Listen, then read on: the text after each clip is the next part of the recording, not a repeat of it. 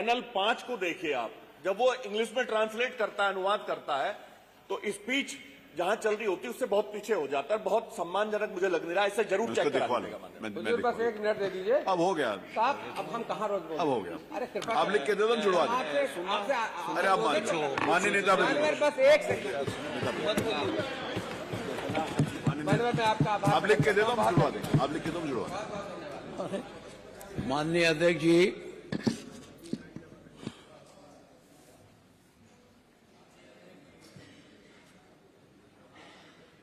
अवसर दिया, इसके लिए मैं आपको धन्यवाद देता हूँ। माननीय राज्यपाल का जो भाषण है, इसको मैंने पूरा पढ़ा है और मैं अपने संशोधन पर बोलने के लिए खड़ा हूँ।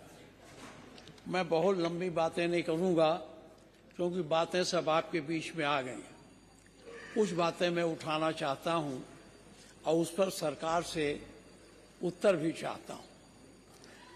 सबसे पहला प्रश्न, इस हमारे पुस्तक में कुंभ आया है। महामहिम राज्यपाल ने मौनी अमावस्या की एक दुर्भाग्यपूर्ण घटना से हम सभी अत्यंत दुखी हैं। ये उन्होंने कहा, ये अच्छी बात है कि जो घटना हुई उसके लिए उन्होंने दुख प्रकट किया। ये घटनाएं हुई क्यों? ये घटना क्यों हुई? जब आपने इसके पहले भी मैं बहुत ज़्यादा कुंभ पर नहीं बोलूँगा क्योंकि इस पर काफ़ी चर्चा हो चुकी है, थोड़ी देर तक बात करूँगा। ये पिछली बार भी जब महामहिम 24 का भाषण कर रही थी तो पेज 2 पर है, मुझे पूर्ण विश्वास है कि प्रयागराज महाकुंभ 2025 कुशल प्रबंधन और जन सहभागिता की दृष्टि से वैश्विक स्तर पर नवीन कीर्तिमान गढ़ने वाला होगा। ये 24 का है और अब की बार उन्होंने दुख प्रकट किया। क्यों प्रकट किया? आपने इसकी पहले से तैयारी की बात की थी। ये हमारे हाथ में आपका 2022 का संकल्प पत्र है। संकल्प पत्र में आपने पृष्ठ 11 पर ये लिखा है, सांस्कृतिक धरोहर एवं विकसित पर्यटन पर हम कुंभ मेला 219 के सफल आयोजन के बाद महाकुंभ 2025 का भव्य आयोजन विश्व स्तरीय सुविधाओं के साथ करेंगे। ये आपके पार्टी का वादा है या आपका संकल्प पत्र है। फिर जब विश्व स्तरीय हुआ, हम बहुत शक इसमें नहीं जाते, लेकिन जब आपने वादा किया था तो इसको और बेहतर बनाना चाहिए था। आपने कोशिश की, लेकिन जो विश्व धर्म स्तरीय बनाना था उसमें कहीं न कहीं आपसे चूक हुई है और जिसका परिणाम है ये छोटे छोटी घटनाएं, रास्ते में एक्सीडेंट हो जाना, बस का लड़ जाना, बस से कुचल जाना, रास्ते में सड़क में 4-4 किलोमीटर तक बसों में बैठा रहना। अगर ये विश्व स्तरीय योजना माननीय मुख्यमंत्री जी आपने अपने अधिकारियों से सबसे पूरा भ्रमण करके तैयार किया होता तो आज ये कुंभ मेला जैसा आपने सोचा था उसी अनुरूप होता। लेकिन दुर्भाग्य है कि दुर्घटनाएं हुई, हम भी उसमें अपनी संवेदना व्यक्त करते हैं। भारी भीड़ बड़े पैमाने पर हमारे यहाँ आई है, ये हम लोगों के लिए खुशी की बात है। मैं एक बात कहना चाहता हूँ कि ये जो कुंभ है ये अकेले किसी का नहीं है, ये हजारों वर्षों से चला आ रहा है। सम्राट हर्षवर्धन ने इसको बहुत महत्ता प्रदान की थी। तो ये कोई नया नहीं है कि आपकी सरकार ने कुंभ को संगठित किया, कुंभ को आगे बढ़ाने का काम किया। ये कुंभ स्वाभाविक एक प्रक्रिया थे जहां बिना किसी निमंत्रण के, बिना किसी सूचना के भी गांव वाले जान जाते थे। तो कोई बैलगाड़ी से, कोई ट्रैक्टर से, कोई पहले जब ये गाड़ियां नहीं थी तो दूर दूर से लोग बैलगाड़ियों पर बैठकर भी कुंभ नहाने आते थे। और इस तरह से, जिस तरह से इसको इवेंट बनाया गया, ये बहुत अच्छा नहीं था। ये कुंभ धार्मिक संस्था है, इसमें हमारी सबकी आस्था है। जो भी है, एक चीज और कहूंगा कि ये कुंभ सबके लिए था, लेकिन माननीय मुख्यमंत्री जी ने एक जात विशेष के लिए मना कर दिया। मैं कुंभ गया था और मैं अपने अध्यक्ष जी को धन्यवाद भी दूंगा कि मैं अरैल के तरफ से गया था और इन्होंने अच्छी व्यवस्था कर रखी थी। अरैल के तरफ से मैं जा रहा था, मेरे पार्टी का एक कार्यकर्ता था, वो मुझे पहुंचाने आया, उसको थोड़ी थोड़ी दाढ़ी थी, वो आगे जाने के लिए मुझसे मना कर दिया, कहा साहब हमारी मनाही है, हम इसमें नहीं जा सकते। जब मैं अपने नेता के शिविर का उद्घाटन करने गया था, उनके मूर्ति का अनावरण करने 11 जनवरी को गया था, तो आपके बहुत से साधु संत हमारे कुछ कार्यकर्ताओं से कह रहे थे कि भाई बुला दो, हमारी कुटिया छा दे। वो कहते थे ये मुस्लिम है, तो वो कहते रहे भाई कोई हो, हमें मजदूर चाहिए, चाहे मुस्लिम हो चाहे हिंदू हो। तो इस प्रकार की बात कुंभ के गौरव को बढ़ाता नहीं है। कुंभ के गौरव को बढ़ाने के लिए सबका सहयोग चाहिए। भारत सबकी भूमि है, गंगा सबकी भूमि है, गंगा सबकी नदी है, गंगा जमुना की जलधारा संगम सबका है, यह नहीं करना चाहिए था। मैं एक बात और आपसे कहना चाहूंगा, आपने पिछली बार तुलनात्मक अध्ययन किया था और हमारी सरकार में जो माननीय अखिलेश जी ने कुंभ कराया था, उसके बारे में आपने ऑडिटर जनरल कंट्रोलर की रिपोर्ट पढ़ी थी। उसमें आपने बताया था कि ये जो हैं ये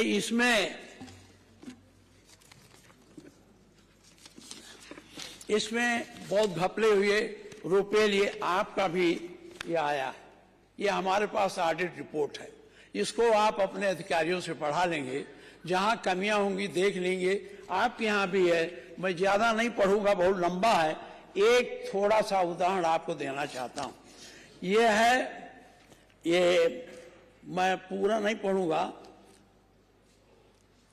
कुंभ मेला के दौरान विभिन्न संगठनों को सामग्री निर्गम व वापसी से संबंधित कुंभ मेला अधिकारी की भंडार पंजिका, जैसा कि परिशिष्ट 3.3 में उल्लिखित है, कुंभ मेला 219 के अनुपालन लेखा परीक्षा के समय उपलब्ध नहीं कराए गए।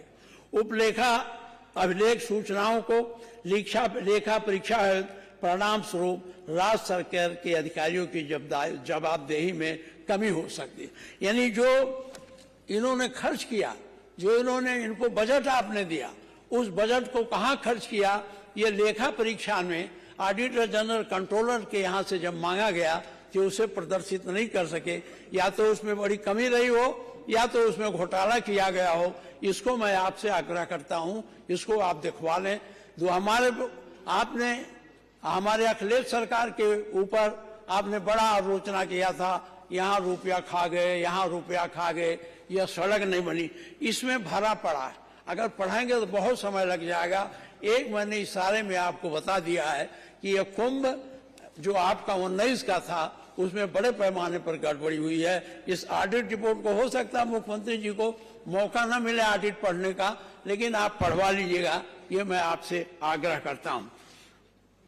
तीसरी बात मैं आपसे कहना चाहता हूं, अब इस बात को बहुत बार दोहराना अच्छा नहीं है क्योंकि आप भी बोल चुके हैं, लेकिन किन परिस्थितियों में ये उच्च स्तरीय व्यवस्था नहीं हो सकी, इसको आप देखें और इसके मामले में आप विचार करें। क्योंकि आपने कहा था विश्व स्तरीय, आपने नहीं, आपकी पार्टी ने कहा कि माननीय स्वतंत्र देव सिंह बैठे हैं, उनका हस्ताक्षर है उस पर, आपके संकल्प पत्र पर, क्यों नहीं विश्व स्तरीय हो पाया? ये आपकी जिम्मेदारी है, इसको आपको देखना चाहिए और इसको देख करके जो सुधार की बात हो सके अगली बार आप, पता नहीं उस कुंभ में क्या होगा, आप रहेंगे, हम रहेंगे कि नहीं रहेंगे, लेकिन सुधारात्मक बातें करनी। अब आप यहाँ आया है अपराध की बात। अब जो राष्ट्रीय अपराध ब्यूरो है वो तो 22 के बाद देता नहीं है, 2 साल के बाद देता है।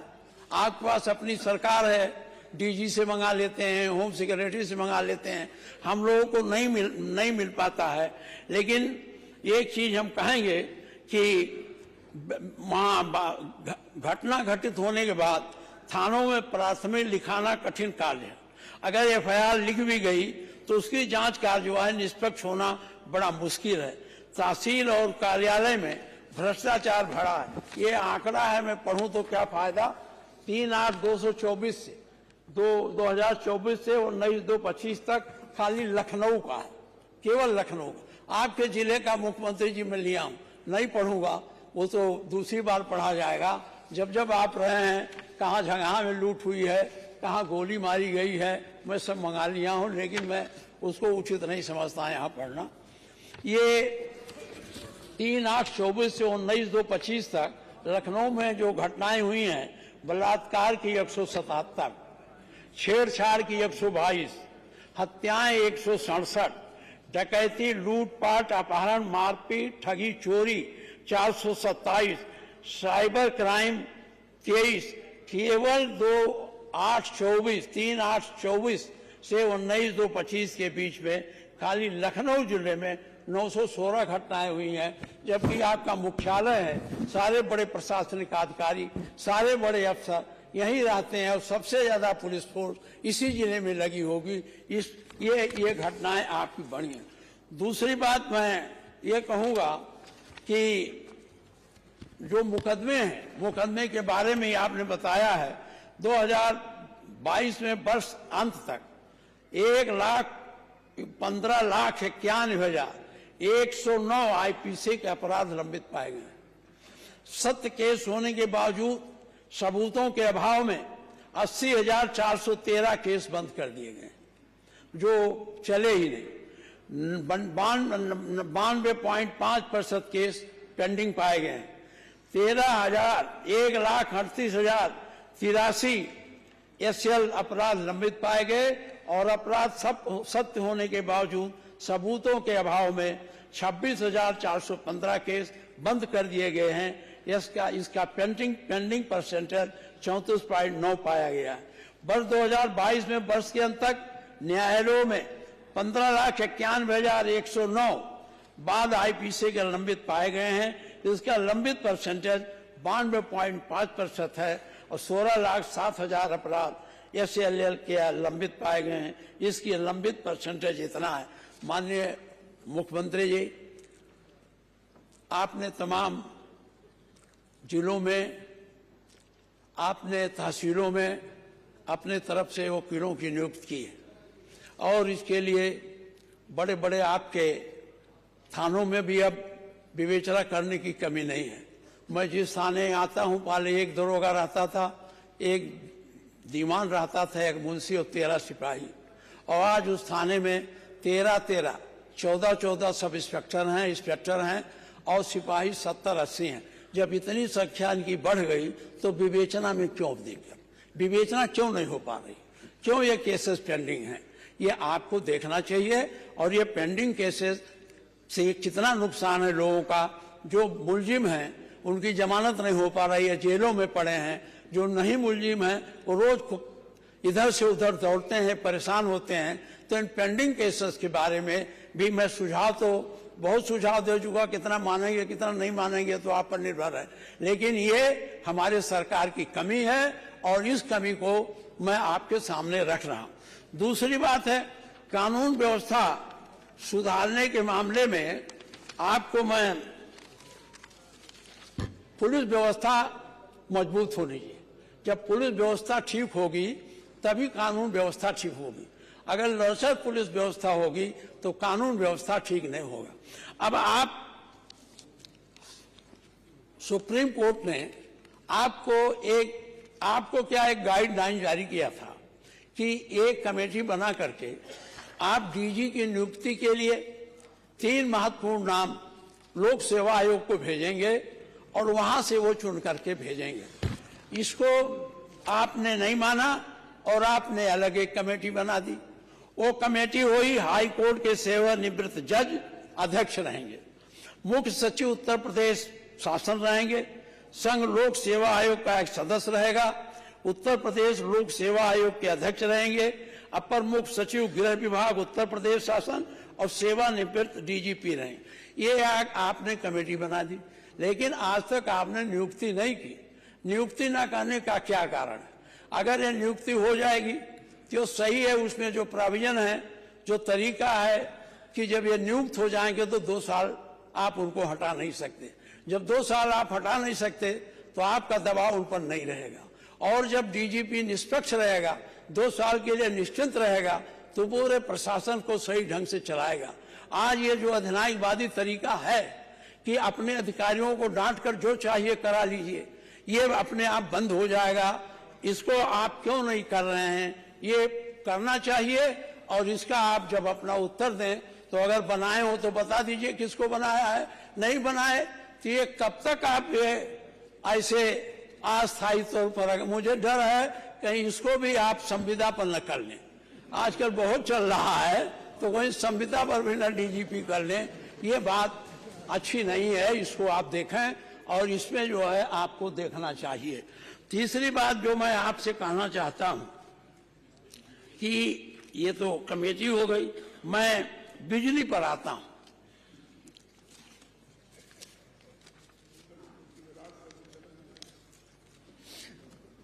प्रदेश में बिजली की स्थिति काफी खराब है।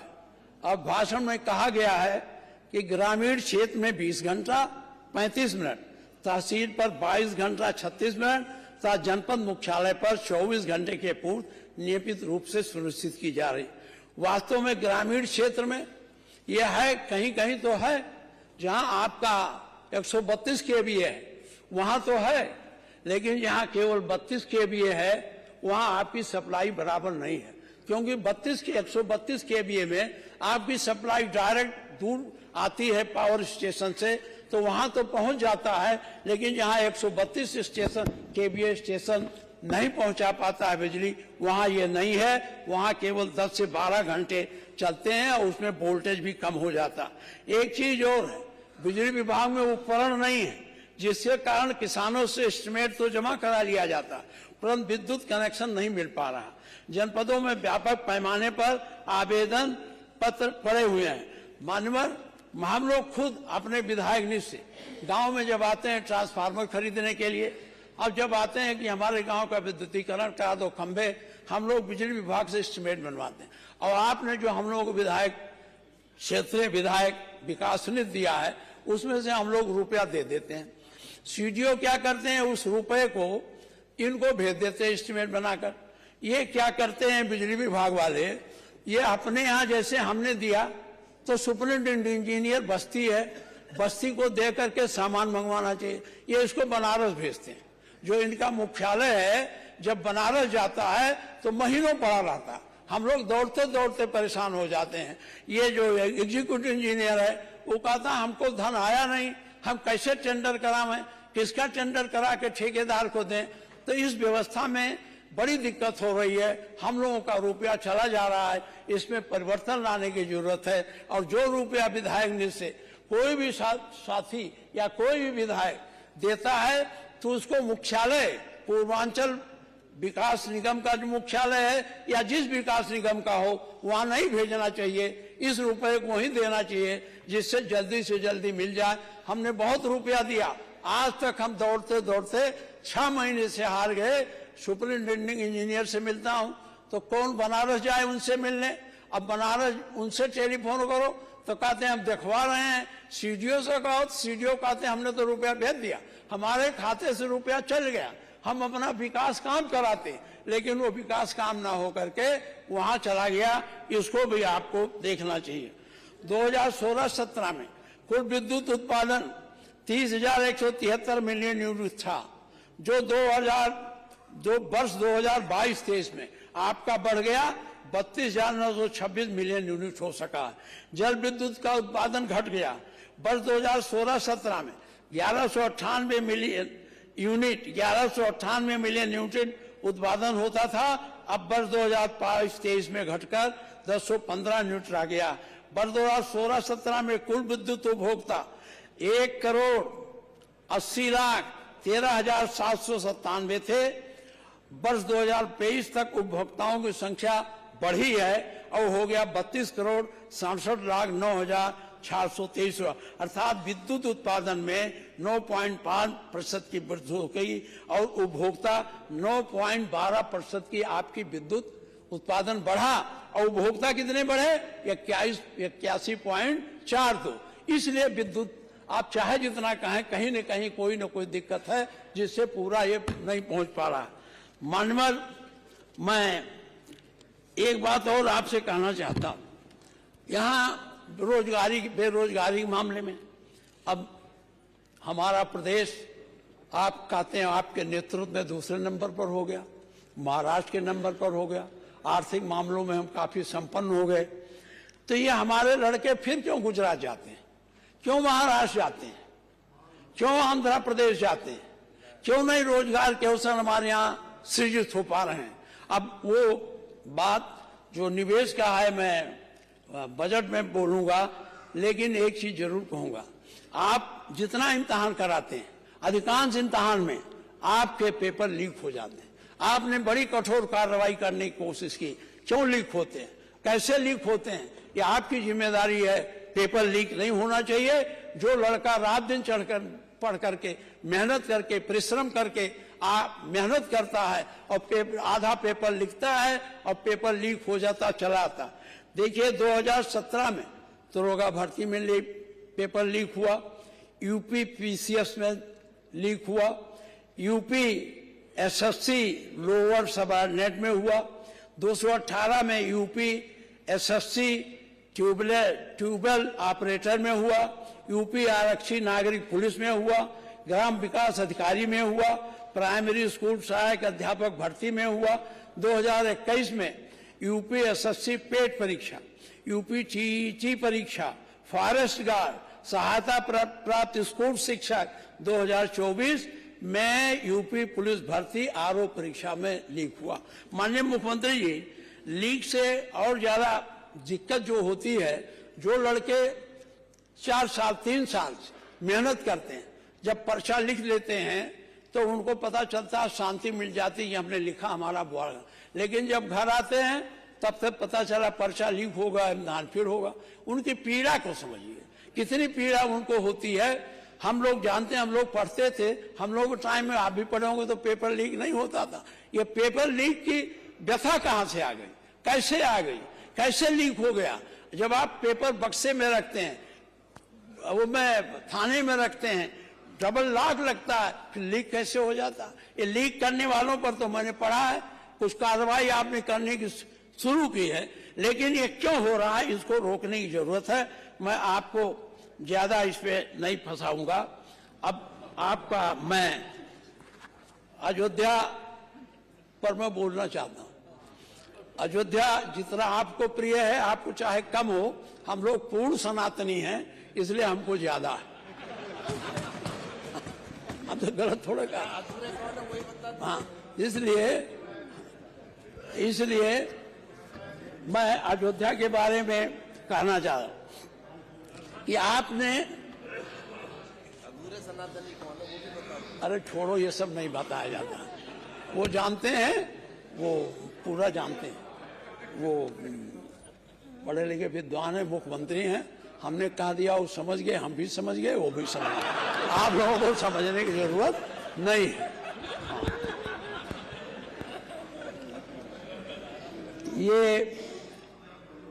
ये आपने अयोध्या में राम के नाम पर राजनीति करने वाली भाजपा राम की नगरी में खुद जमीनों के अवैध खरीद फरोख्त में सहयोगी बनकर कार्य कर रही। देश की सेना की वर्ष 1938 में युद्धाभ्यास के लिए नोटिफाइड 14 ग्रामों की जमीनों पर अवैध कब्जे हो रहे हैं।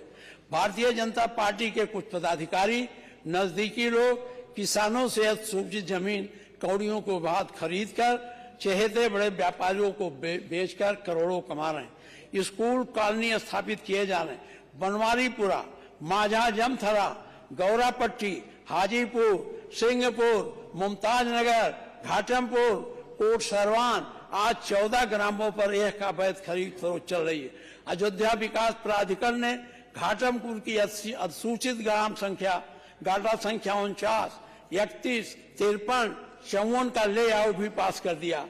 प्रशासन द्वारा ग्राम माझा जमथरा को दिनांक 30/5/24 को नोटिफाइड भी कर दिया गया है और अब संपूर्ण फायरिंग रेंज को डी नोटिफाइड करने की तैयारी है। इस भ्रष्टाचार के मामला की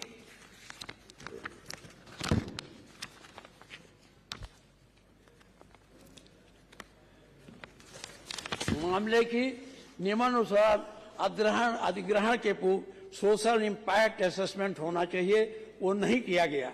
माननीय उच्च न्यायालय की 9 सदस्यीय पीठ ने दिनांक 5/11/24 को निर्णय में कहा है कि व्यक्तिगत संपत्ति का मनमाने तरीके से अधिग्रहण संविधान में प्रदत्त मौलिक अधिकारों का हनन है। अगर आप जबरदस्ती लेते हैं तो मौजा माझा जमथरा में लगभग 50 एकड़ भूमि जो किसानों की पैतृक भूमि है को नजूल भूमि बताकर कटीले तारों से प्रशासन द्वारा घेर दिया गया है। वर्ष 2014 में ये जमीनें गलत इंदिराज के कारण नजूल घोषित कर दी गई थी, जिसे दिनांक 19/6/14 को तत्कालीन सहायक अभिलेख अधिकारी फैजाबाद द्वारा पारित आदेश में निरस्त कर दिया गया था, परंतु प्रशासन जबरन नजूल मानकर जमीनें ले रहा है। भाजपा सरकार में लोकतंत्र इस तरह से राजतंत्र कायम हो रहा है। मैं ये आपके संज्ञान में इसे मैं लाया हूं। फिर मैं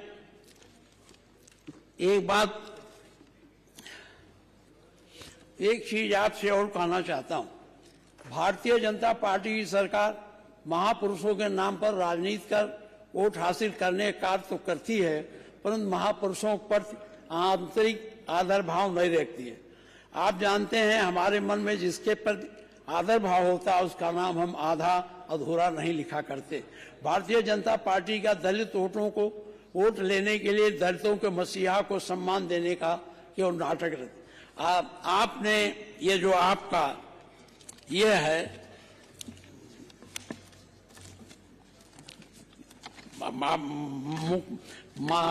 प्रधान इनका भाषण, उसमें आप देखेंगे कि श्री राम नाईक जी ने राज्यपाल जी के निर्देशानुसार उत्तर प्रदेश शासन से शासनादेश संख्या 8/2018 CM-66/3 2017-02 विदिन ब्रैकेट 9/2018 दिनांक 28 मार्च 2018 को जारी करके सभी विभागों को निर्देशित किया था कि डॉक्टर भीमराव अंबेडकर का नाम संशोधित कर डॉक्टर भीमराव रामजी अंबेडकर अंकित किया जाए। श्री राज्यपाल महोदय के अभिभाषण प्रश्न 31 पर बाबा साहब डॉक्टर भीमराव अंबेडकर लिखा गया है, यही श्री राज्यपाल महोदय जी से पढ़वाया गया है। मुझे विश्वास है कि श्री राज्यपाल महोदय अपने स्वयं को उद्गार व्यक्त करती तो इसमें उस द्रुतपूर्ण और सत्ता प्रिय भाषण करना ही नहीं पड़ती। ये उनका नाम जब माननीय संसदीय कार्य मंत्री जी जब उनका नाम भीमराव अंबेडकर लिखा गया था तो राज्यपाल नाईक जी ने इस पर ऑब्जेक्शन किया था और उन्होंने कहा नहीं, उनका नाम भीमराव रामजी अंबेडकर है, तो इसमें कैसे खाली भीमराव अंबेडकर लिखा गया। ये जो भी तैयार किया हो, ये कैबिनेट ने तैयार किया होगा, राज्यपाल जी ने तैयार नहीं किया होगा। तो इस चीज को ध्यान में रखना चाहिए। वो इतने महानायक थे, उनका पूरा नाम ना लिखा जाए, ये कितनी बड़ी भूल आपके इसमें हो गई है, इसको देखना चाहिए। और मैंने आपका अध्यक्ष जी, वैसे मुझे कहना नहीं चाहिए, बीच में आप क्षमा करेंगे। माननीय अध्यक्ष जी, गुजरात में और महाराष्ट्र में शुरू से ये परंपरा रही है कि पिता का नाम उसके साथ साथ लिखा जाता है, लेकिन सामान्यतया जो नाम लिखा जाता है वो अकेला ही लिखा जाता है। श्रीमान मोरारजी देसाई प्रधानमंत्री रहे, उनका नाम था श्री मोरारजी देसाई रणछोड़जी देसाई, लेकिन कहीं भी आप नहीं पाएंगे कि मोरारजी देसाई रणछोड़जी देसाई लिखा हुआ। यह बात मैं इसलिए कह रहा हूं कि जो पहले हम नियम से चलते हैं फिर परंपराओं से चलते हैं मान्यवर, तो इसलिए नियम तो यह है।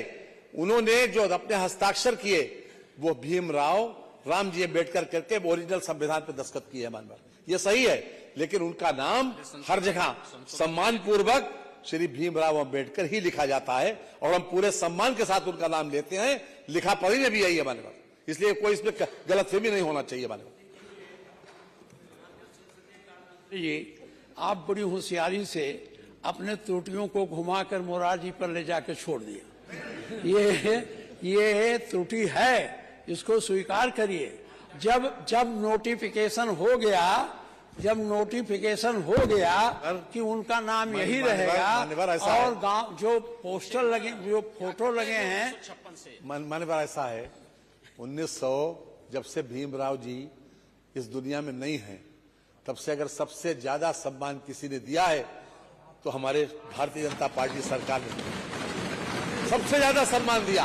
उनके जो भी पांच तीर्थ स्थान पर आए, उनके जन्म से लेके और जहां तक उन्होंने दीक्षा ली और जहां निर्माण हुआ, सभी स्थानों को एक पंच तीर्थ बनाया मान्यवर।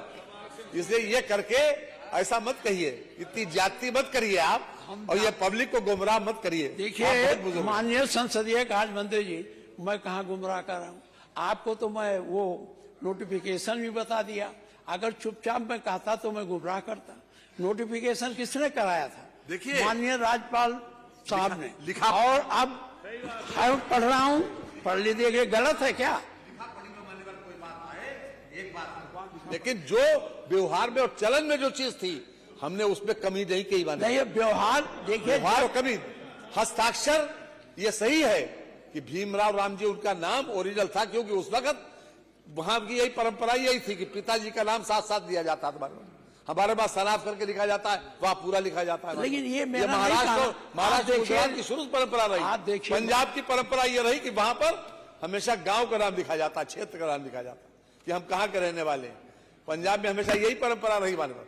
तो हम पहले नियम से चलते हैं मान्यवर, और फिर परंपरा से। अच्छा, तो इसमें नियम क्यों नहीं चले आप? अभी तो नियम चलना चाहिए, बाद में परंपरा चलते हैं ना, नियम चले नहीं। देखिए ये छोड़िए, हम बहुत ज्यादा नहीं, अब ये त्रुटि है और इसके सुधारने की बड़ी लंबी प्रक्रिया जो संभव नहीं है, क्योंकि ये फिर कैबिनेट में जाएगा।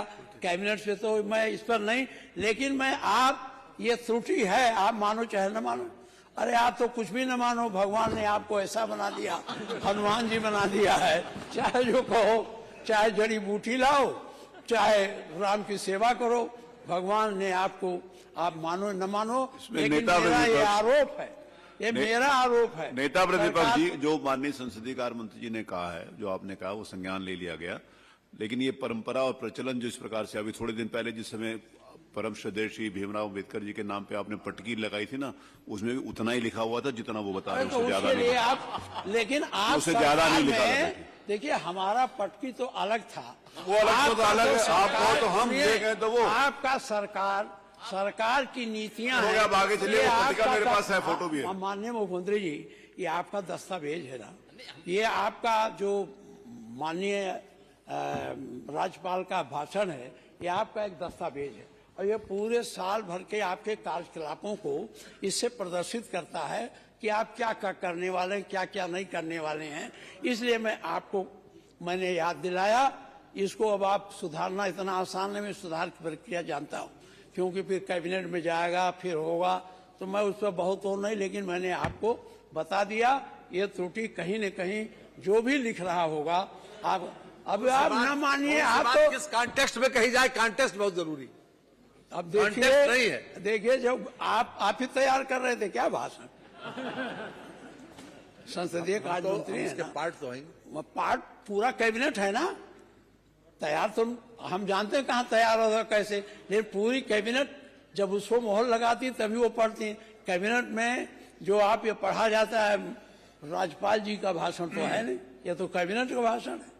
तो जो कैबिनेट का भाषण हो, तो कैबिनेट से कहीं गलती हुई, अब मानो न मानो, आप सक्षम हो, सरकार में हो, बड़े हो, न मानो, लेकिन हम तो मानते हैं गलती हुई। अब मैं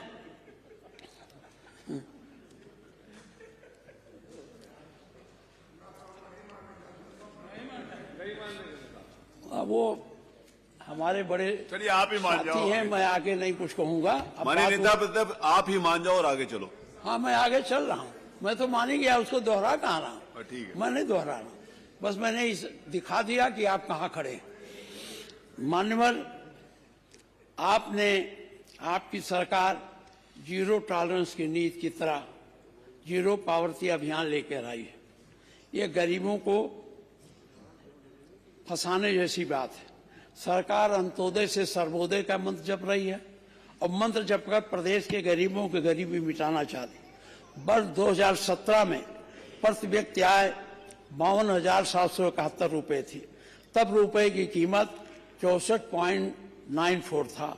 आज रुपए की कीमत गिरकर 86 हो गई है और व्यक्ति की आय में वृद्धि लगभग 25% हो पाई और रुपया गिर गया लगभग 33%। इस तरह प्रति व्यक्ति की आय लगभग 7 से 8% कम हो गई है। महंगाई और कर के बोझ से गरीब तबाह हो रहा है, मध्यम वर्ग गरीबी रेखा में पहुंच रहा है। माननीय मुख्यमंत्री जी, आपने अब थोड़ी बात इससे अलग भी कह लें और आपके संज्ञान में आ जाए। आप जानते हैं कि हमारा प्रदेश की संख्या बहुत ज्यादा है, रोजगार हम नहीं दे पा रहे हैं। रोजगार के अभाव में ये विदेश जाते हैं, बाहर जाते हैं। निवेश की बात तो मैं बजट भाषण में करूंगा वित्त पर। आपने जो इसमें दिया है, निवेश कराए हैं, एक चीज मैं आपसे कहना चाहूंगा कि इनकी एक सूची है, कितना हमारे पास रिकॉर्ड रेटिंग उस पर नहीं जा रहे हैं बजट भाषण पर। ये इसकी एक सूची आप श्वेत पत्र जारी करा दें, कहाँ कहाँ किसने लिया और कहाँ लगाया, तो उससे हम सारे सदस्य जान जाएंगे कहाँ कहाँ ये बन रहा, कहाँ नहीं बन रहा। अब वो कृषि मंत्री जी तो है नहीं, आप तो जानते ही हैं। हमारे यहाँ आपके एक पार्टी के नौजवान थे, वो डिस्ट्रिक्ट वन उत्पाद में उन्होंने काला नमक का उत्पादन और उसका खरीद फरोख्त चावल बनाकर बेचने की एक फैक्ट्री लगाई और कितना कर्जा लिया, 6 करोड़ 92 या 97 लाख, अकोरेट नहीं है। और सब्सिडी कितने लिया, 6 करोड़ 27 लाख। 6 करोड़ 92 लाख लोन लिया और 6 करोड़ 27 लाख उसमें सब्सिडी ले ली। और आपसे निवेदन है, आप तो बहुत जाते थे, गांव में भी जाते रहे हैं, आप एक दिन चले जाइए, देख लीजिए वहां कुछ है।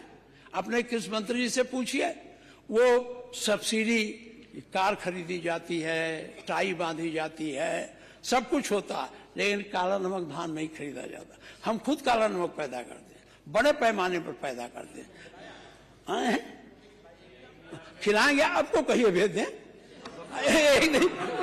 एक दिन मंदिर पर आएंगे तो ले आएंगे। हम मंदिर पर चूंकि पढ़ते थे तो रेगुलर शाम के समय में मंदिर पर जाता, तब आपका वहां कहीं अता पता नहीं था, तब आप गढ़वाल में थे, वहां तब नहीं थे। तो काला नमक जो है धान का बड़ी दुर्गति है। कितना बोया जाता है उसका भी आंकड़ा उसमें आपको नहीं बझाऊंगा, लेकिन इसकी जांच कराइए कि ये क्यों 6 करोड़ ले लिया। ये 6 करोड़ किसका पैसा? हमारे खजाने का पैसा, आपके खजाने का पैसा, और उसका उपयोग कहाँ हो रहा? किसान के हित में आपने दिया, ये एक आदमी उसमें काम भी करने वाले नहीं, छोटे छोटे लोग। आप यहाँ उद्योग से लोन ले लिए और मैंने पूछा था तो एक बार आपने बताया इतने उद्योग हैं। मैं कुल घूम घूम के जांच किया, जितने उद्योग लगे हैं इनकी आप अपने अधिकारियों से जांच कराइए, क्या वहाँ कोई काम हो रहा है, क्या उसमें कुछ लोग रोजगार पाए हैं। जब रोजगार के लिए दिया तो इन्हें रोजगार देना चाहिए, ये रोजगार नहीं दे पा रहे हैं। इसलिए मेरा आपसे आग्रह है, कम से कम इनसे जवाब तो तलब करिए कि रुपया कहाँ गया, कितना। अब जब मैंने वहां शोर मचाया तो उसने कहा क्रय विक्रय सम्मेलन कराएंगे। हमको भी कलेक्टर ने भेजा, तो हमने कहा हम आएंगे तो झगड़ा हो जाएगा, क्योंकि उसके बड़े समर्थक वहां हैं, बड़े बड़े नेता हैं, तो कौन हम जाएं उसमें, क्यों जाएं। आप देख लीजिए क्रय विक्रय। और आपको बता रहे मुख्यमंत्री जी, काला नमक भवन भी बन के तैयार हो गया। आप बस्ती जाएं कभी, अब तो जाते नहीं, पहले जब तुलसीपुर जाते थे तो इधर नौगढ़ ओगढ़ होकर निकलते थे तो आप देख लेते थे। तो काला नमक भवन भी बन गया। एक बोरा न उसमें काला नमक धान है, न 100 किलो चावल है, काला नमक भवन बड़ा भारी बोर्ड लगा है।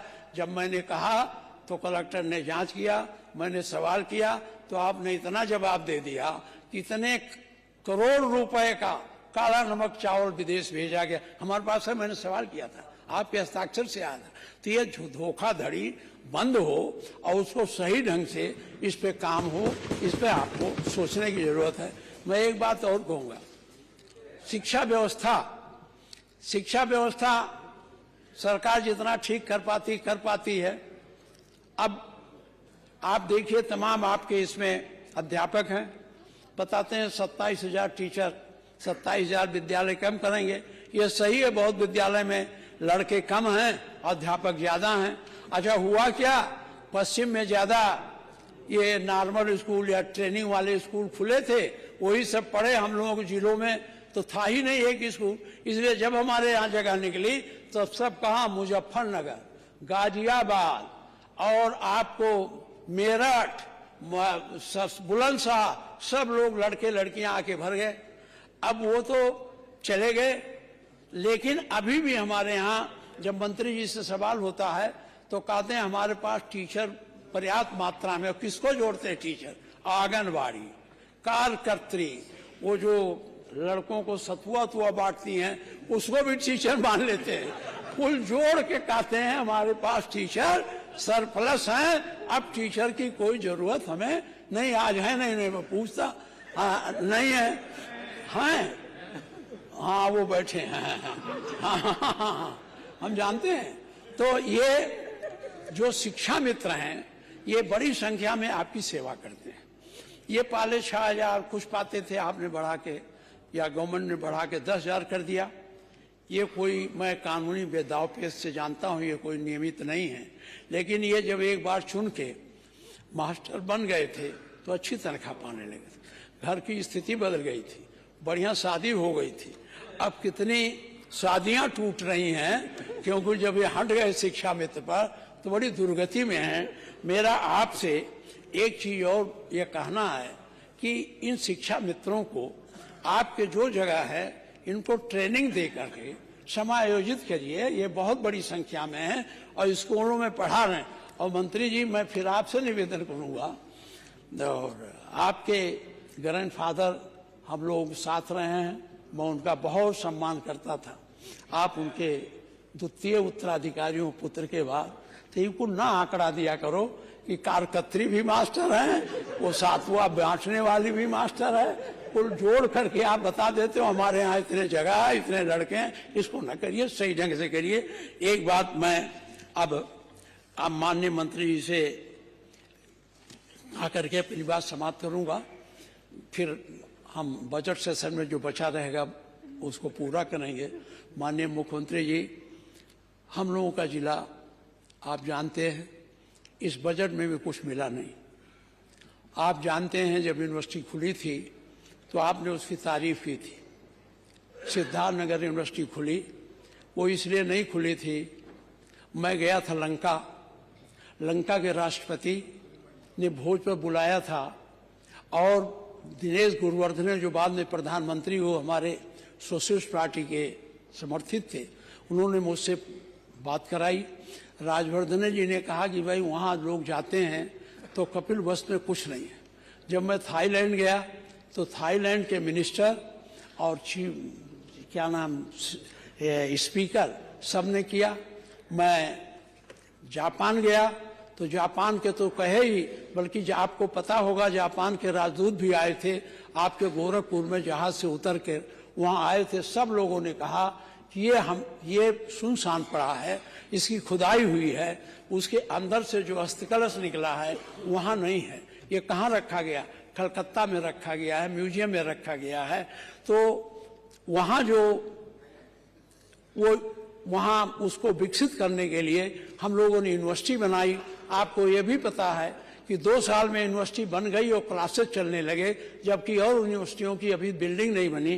तो उसके लिए अभी आपको कुछ करने की जरूरत है। और दूसरी बात मेरा अनुरोध है कि ये वो जो कलश रखा है, अगर वो कलश आ जाए यहाँ हमारे कपिलवस्तु में रख जाए तो विदेशी पर्यटक बड़ी संख्या में आएंगे और हम लोगों का वहाँ हमको डॉलर मिलेगा, हमारे जिले की इनकम बढ़ेगी, आपके खजाने में पैसा आएगा। इसके लिए आपको प्रयास करना चाहिए। इसलिए मैं कह रहा हूँ, मैं लंका गया था, मैं कैंडी गया था, तो लंका से जब जा रहा था कोलंबो से, तो टंगा था कि कपिल वस्तु की अस्थि कलश, और देखा मैंने मीलों लंबी लाइन लगी थी उस कलश पर दर्शन करने के लिए। और कैंडी में तो भगवान बुद्ध का एक दांत रखा है, उसके लिए कितनी लंबी लाइन लगती है। तो अगर ये रख जाए तो आपको जो लोग कपिलवस्त में रहेंगे, अब लुम्बिनी जाते हैं, लुम्बिनी चले जाते हैं, हमारे यहाँ श्रावस्ती है, हमारे यहाँ कपिलवस्तु है, सारनाथ है, कौशाम्बी है, ये हमारे बहुत बड़े तीर्थ स्थल हैं बुद्धिस्टों के। और जानते हैं हिंदुस्तान से अगर कोई धर्म बाहर गया तो बुद्ध गया। यद्यप आप बुद्ध को नहीं मानते, एक दिन आपने बयान में कह दिया था।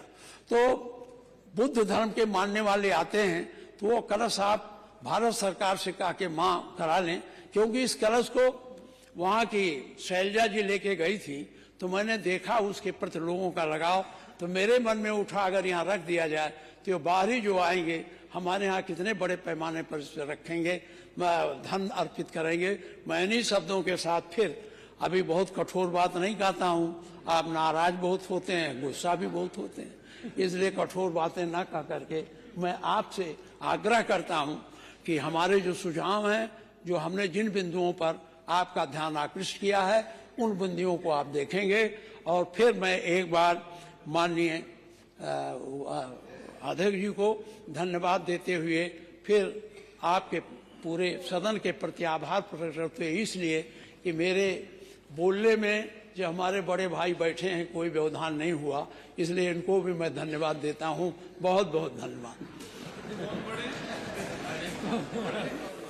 आपको वो चाचा कहते हैं, बड़े वो हैं माननीय मुख्यमंत्री जी।